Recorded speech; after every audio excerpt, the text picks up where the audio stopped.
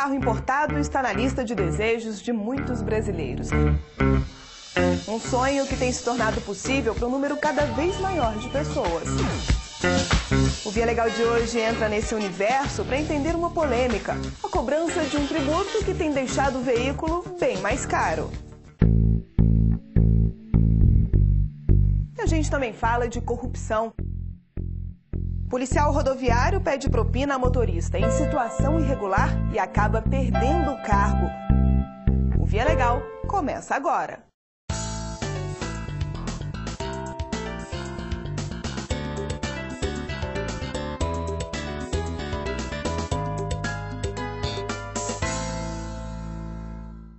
Na última década, cerca de 1 milhão de famílias trocaram o status de sem-terra pelo de assentados da reforma agrária. Uma conquista importante, mas que não significou o fim da luta por dignidade. Os trabalhadores ainda reclamam das dificuldades para ter acesso a crédito, aos serviços de saúde e até à educação. Em Goiás, um grupo de jovens precisou brigar na justiça para concluir a faculdade. Edemir vive numa cidade grande, mas a enxada é uma velha conhecida. Filho de assentados da reforma agrária, ele conhece muito bem o trabalho no campo e a vida de quem luta por um pedaço de terra. Quando nós entramos no assentamento, pra você ter uma ideia, não tinha energia elétrica, não tinha água encanada. Era uma distribuição de terra. O Estado entregava a terra e ali você tinha que se virar. A família de Elzamara também viveu a decepção de receber um lote do governo em um terreno sem nenhuma estrutura.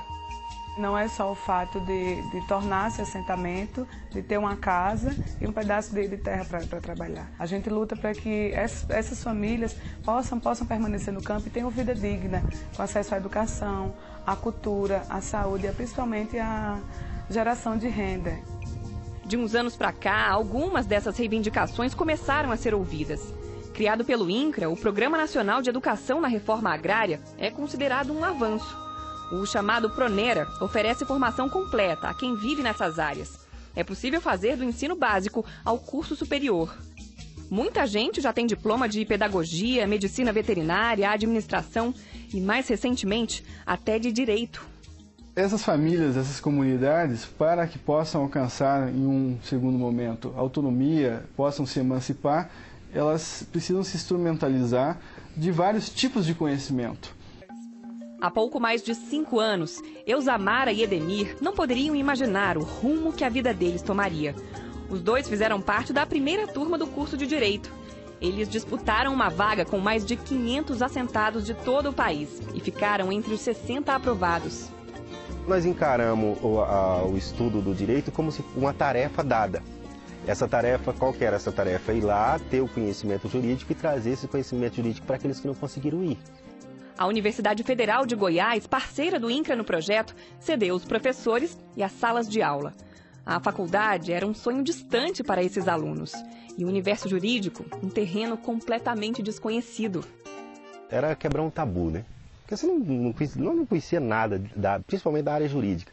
A área jurídica era aquela coisa que você achava assim, não, é para outros, né? Para nós parecia que era impossível você ter esse acesso.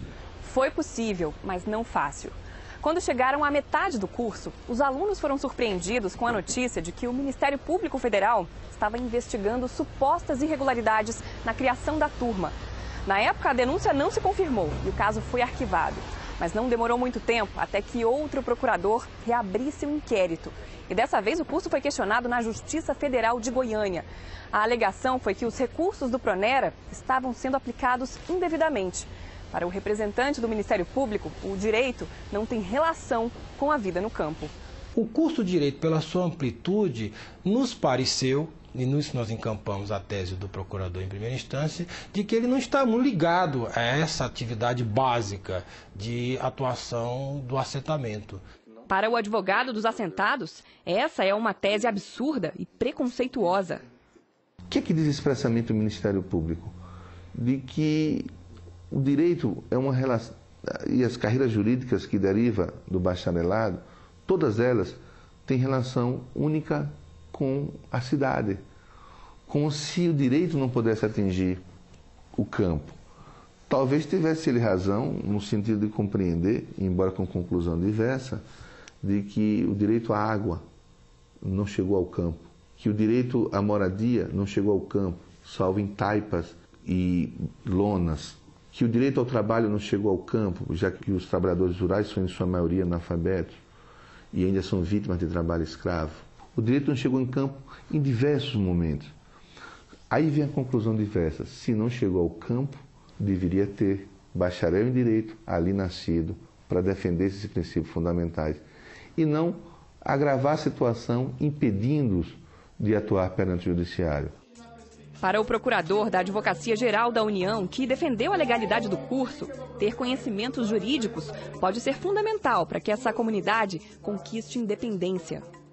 Essas pessoas, elas precisam se organizar em associações, elas precisam se organizar em cooperativas, elas precisam fazer contratos, financiamentos, se relacionam com instituições bancárias, enfim. E o direito permeia todas essas relações.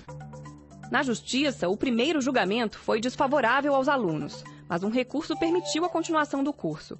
Quando o caso chegou ao Tribunal Regional Federal da Primeira Região, a turma já havia concluído a graduação e, inclusive, colado o grau. Temendo que o diploma fosse invalidado, os estudantes vieram a Brasília assistir pessoalmente o segundo julgamento. Uma sessão marcada por debates intensos. Nós estamos falando de um interesse individual, concreto, identificável, já que estão todos aqui. Como dizer que eles não são parte ativa do processo, apresentar cada um a sua defesa? Tais comunidades se sustentam com a participação de seus integrantes em contribuições recíprocas de complementaridade, e os saberes e práticas jurídicas aí se incluem. O alívio veio com a posição do relator, para quem o caso não poderia sequer ser reaberto. Segundo o juiz, a denúncia analisada e encerrada meses atrás pelo MP era exatamente a mesma discutida na ação judicial.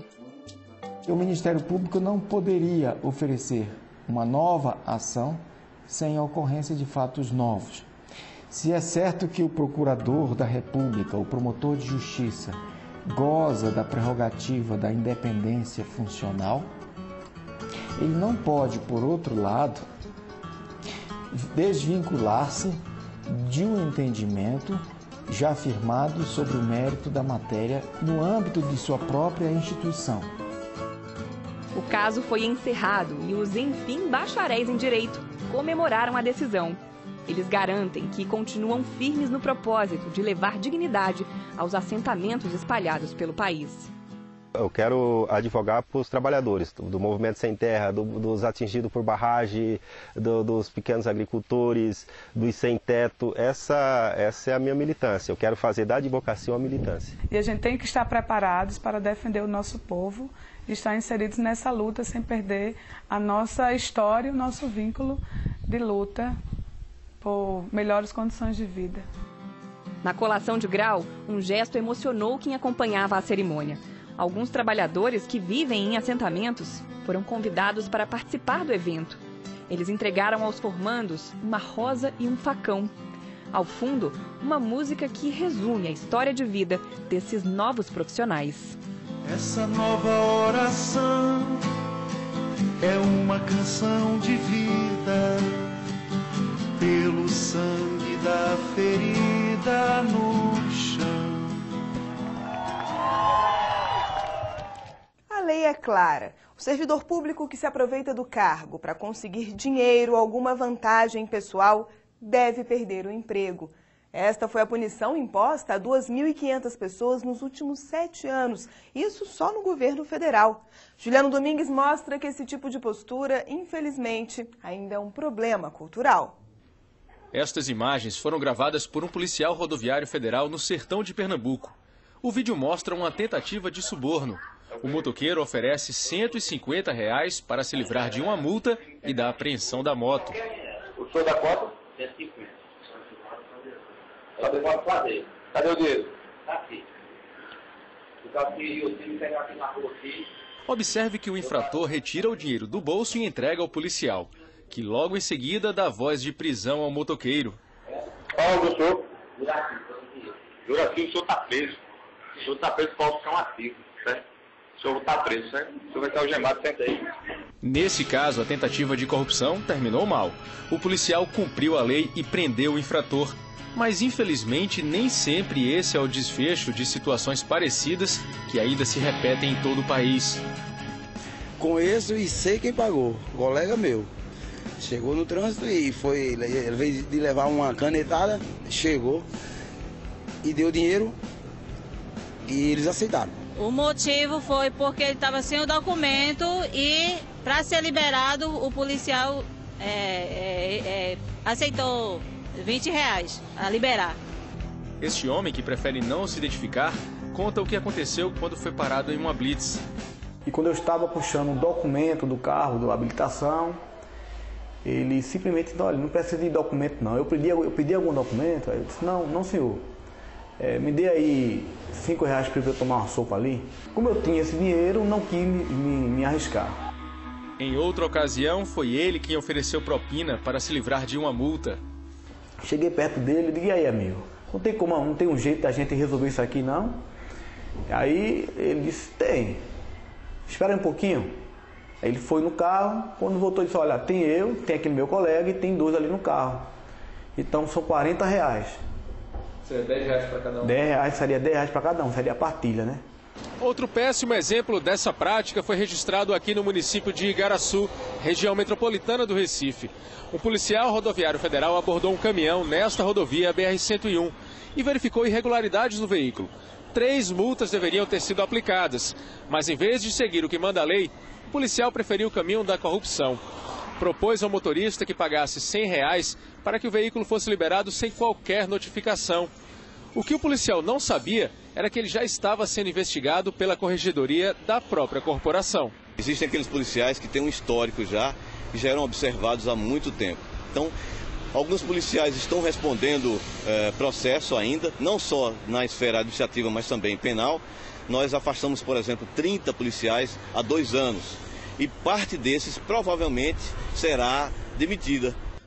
Foi justamente o que aconteceu nesse caso.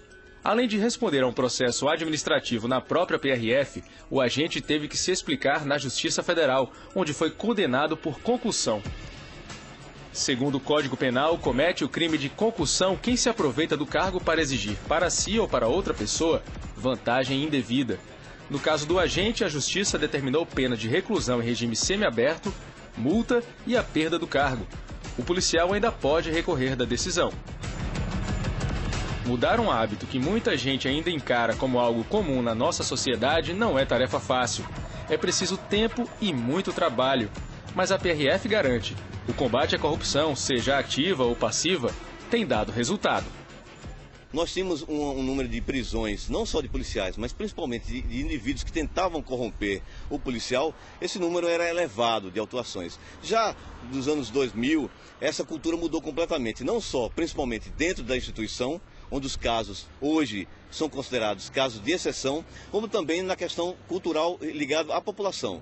Dados da Polícia Rodoviária Federal demonstram avanços nesse sentido. Atualmente, 23 casos de suposta corrupção são alvo de investigação de processos administrativos. Os números demonstram que corregedorias, Ministério Público e Justiça ainda têm um desafio e tanto pela frente. Substituir a cultura do jeitinho, que muitas vezes esconde um crime, pela prática do respeito à lei e ao bem comum. É preciso entender que quando alguém molha a mão de um agente do Estado, toda a sociedade sai perdendo. Isso destrói as políticas públicas, as prioridades normalmente desenvolvidas por políticas de governo, que às vezes não são implementadas porque entre a execução do projeto e o atingimento específico do objetivo, existe aí um caminho que é percorrido por alguns atravessadores, que grande parte são agentes do Estado, outra parte não, mas que na verdade se utilizam dessas políticas públicas para benefício próprio. É um erro no sistema que aqui acontece, tanto do cidadão quanto da parte do poder público, e nunca a gente pode se sentir bem com isso que está acontecendo.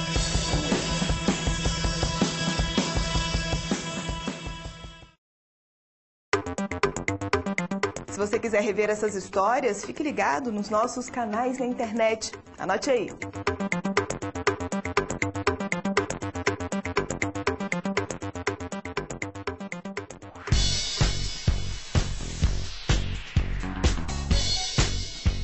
Daqui a pouco a gente explica por que tanta gente tem reclamado da Receita Federal na hora de trazer um carro do exterior. Tem ainda os transtornos causados pela duplicação desta rodovia no sul do país. Eu volto em instantes.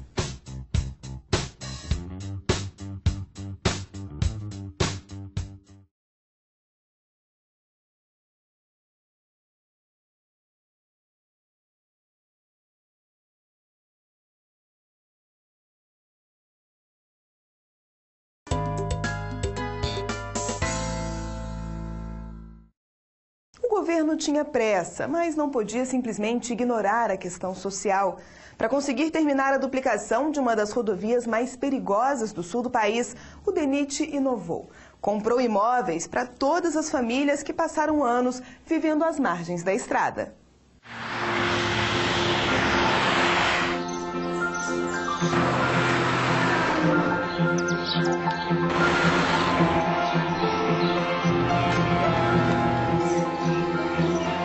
Dona Eliane se mudou há 4 meses e faz questão de mostrar a casa nova que ganhou para morar com a família. Aqui eu conto das crianças daí.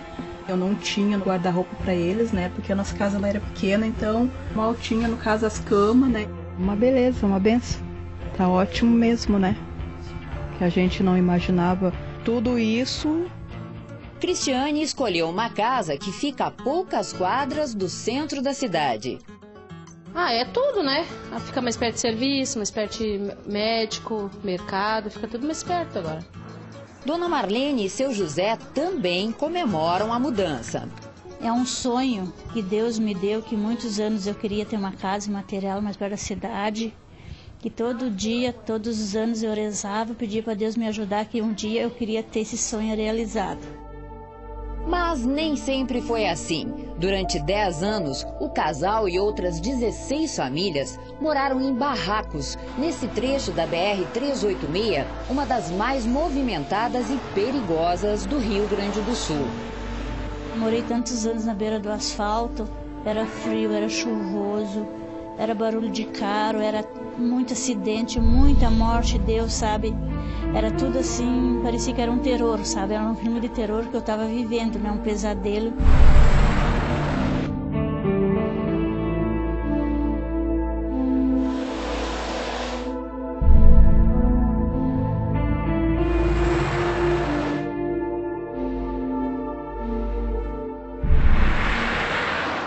A BR-386 começa em Canoas, na região metropolitana de Porto Alegre, e vai até São Miguel do Oeste, na divisa com Santa Catarina, por onde passam diariamente mais de 25 mil veículos.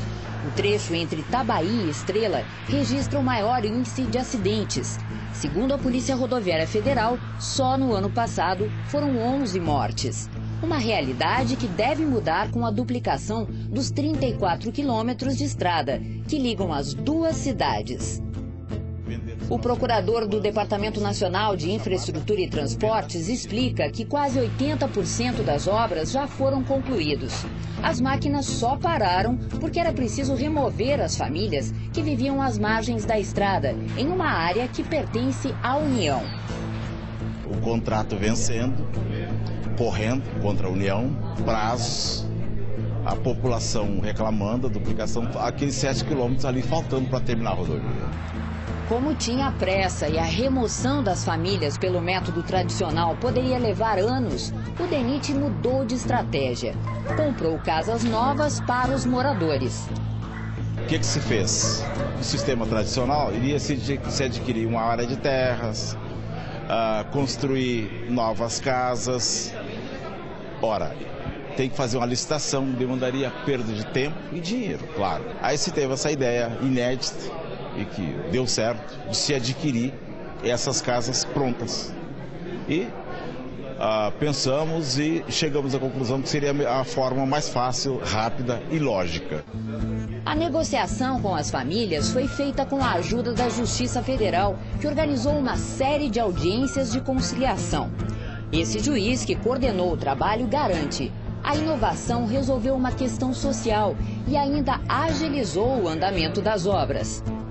Nas audiências de conciliação, ficou acertado isso, que as pessoas então receberiam a propriedade de um imóvel que lhes possibilitasse morar num lugar com possibilidade de uma vida digna, agradável, né? E por que nós acertamos que o DINIT faria a negociação? Porque nós não gostaríamos que o dinheiro equivalente à aquisição do imóvel fosse entregue para as pessoas, porque poderia não ser utilizado na aquisição do imóvel. Durante as audiências de conciliação, os novos proprietários se comprometeram a não vender as casas por pelo menos 5 anos. Isso tem um significado, porque nesses 5 anos a pessoa com certeza ela vai adquirir cada vez mais a noção de que, ao receber a propriedade do imóvel, ela entrou definitivamente no mundo capitalista. E dificilmente ela vai querer, passados 5 anos, vender. Nós, Justiça Federal, ficamos extremamente felizes, né, de poder ter participado desse projeto específico, assim, dessa situação específica de resolver, a meu juízo, definitivamente a vida dessas pessoas, né? Para quem finalmente conquistou o direito à tão sonhada casa própria, o momento é de comemoração. Hoje, que nem eu disse, nós já damos graças a Deus que nós conseguimos nessa casa aqui, porque se fosse para nós comprar hoje, eu acho que nós não tínhamos condições, de jeito nenhum. Agora eu me sinto feliz, pelo menos, né? Agora dá para dizer que é nossa, agora é só cuidar e seguir em frente, né? Meu Deus, era muito assim, emoção, sabe? Meu Deus, chegava a chorar de tanta alegria depois quando eu entrei aqui dentro, de imaginar que eu tava numa outra casa, né? Na minha casa e tudo. Ah, é muito bom mesmo, sabe? Não... Na verdade, sim, às vezes a gente não tem nem como explicar a felicidade da gente, né? A duplicação do trecho que vai de Itabaí a Canoas vai custar 170 milhões de reais e deve ser concluída até o mês de novembro deste ano. O assunto agora é imposto. Uma regra da Receita Federal tem irritado quem decide importar um carro para uso próprio. Esse tipo de compra é permitido por lei, mas o governo insiste em exigir o pagamento do IPI, um tributo que deveria ser cobrado apenas da indústria.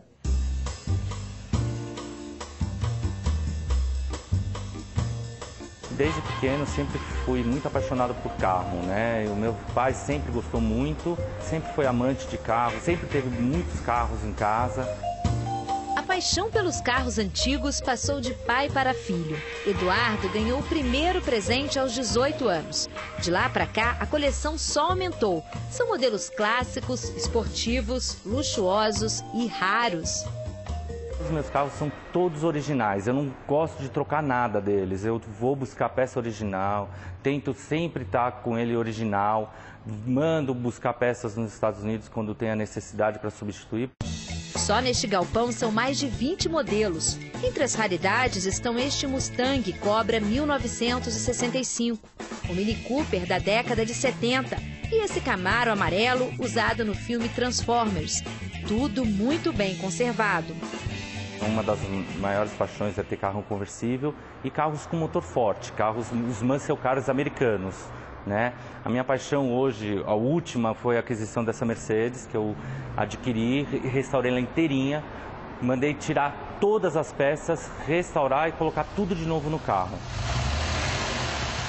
Uma paixão cara e que dá muito trabalho. Quase todos os modelos que estão na garagem de Eduardo foram trazidos do exterior. Além da burocracia que envolve esse tipo de negociação, quem decide importar um veículo é obrigado a arcar com a alta carga tributária. A carga tributária brasileira na importação de automóveis, ela é de longe a taxa mais alta do mundo, né? Se você levar em consideração, ela é em cascata. Imposto de importação, IPI, PIS, COFINS e ICMS. Em resumo, se você somar todas, em cascata você vai chegar a algo em torno de 160% do valor do automóvel só de impostos. Há 2 anos, o governo aumentou a alíquota do IPI, o Imposto sobre Produtos Industrializados, de 25% para 55%. Com a medida, comprar um carro importado numa concessionária ficou ainda mais caro. Mas tem gente que consegue se livrar do tributo. Quem importa um veículo por conta própria, por exemplo, pode conseguir na justiça a restituição do imposto. Esse juiz explica que a devolução é possível porque a cobrança do IPI para pessoas físicas não está prevista em lei. O artigo 51 do Código Tributário Nacional prevê o pagamento e a cobrança quando a importação se dá por comerciantes, por industriais ou quando o veículo é levado a leilão. Mas a lei não prevê a cobrança do IPI quando a importação se dá por pessoas físicas. No entanto, este advogado alerta. Como nesses casos a Receita Federal não faz distinção entre pessoa física e jurídica, o comprador só tem o veículo liberado depois de pagar o imposto. A pessoa física ela não é contribuinte habitual do IPI. Então, ela fazendo a importação e pagando esse imposto, ela não vai ter direito a essa compensação, a esse creditamento. E aí que nós entramos em conflito com o princípio da não cumulatividade. Exatamente por não permitir que essa pessoa física que pague o imposto consiga posteriormente se creditar ou se compensar do valor efetivamente recolhido. Quem entende do assunto garante que o impacto no preço do veículo é grande e que vale a pena brigar. Como é em cascata, e a gente está falando de 55% de imposto, esse valor chega aí a, no final, 30%, 40% de redução no custo final de impostos. Na maioria das vezes, quando o caso chega à justiça, a vitória é do consumidor. Uma realidade que animou Paulo a importar esse Cadillac dos Estados Unidos. O empresário estava à procura de um carro confortável e luxuoso que coubesse toda a família. Basicamente era isso, era para ter conforto e espaço também para carregar bagagem. Espaço de sobra e exclusividade. O veículo, que tem capacidade para 8 passageiros, não está à venda no Brasil. A gente trouxe em 2010 esse carro, e então pegamos ainda a alíquota menor de IPI. Mesmo assim, aí a gente entrou com uma ação para tentar restituir esse IPI, visto que é para uso próprio, não é comércio, não é... Então buscamos ainda essa alternativa para tentar uma restituição. O processo ainda não chegou ao fim, mas o empresário já teve uma decisão favorável da Justiça. A restituição do IPI de um modelo como este é alta, pode chegar a R$100 mil. Paulo reclama da burocracia, mas diz que o sacrifício e a espera valem a pena. A gente viaja muito final de semana, então cabe, são 3 filhos, mais uma babá, que tem uma filha pequena de 1 ano e meio, e sempre tem um amigo daí dos filhos mais velhos, e bagagem, sempre tem, né? Tem tudo para levar, né? Periquito, papagaio, tem tudo. Então, igual coração de mãe, cabe todo sempre mundo. cabe mais um. Né?